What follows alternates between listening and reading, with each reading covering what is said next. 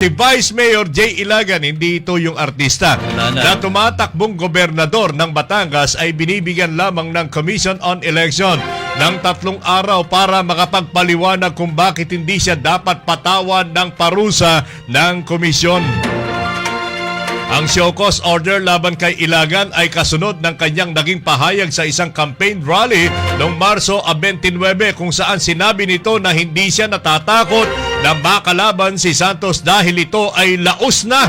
Sinabi rin ni Ilagan na marami-rami rin sa mga tagahanga ni Vilma Santos ay namamahinga na at ang iba ay may edad na.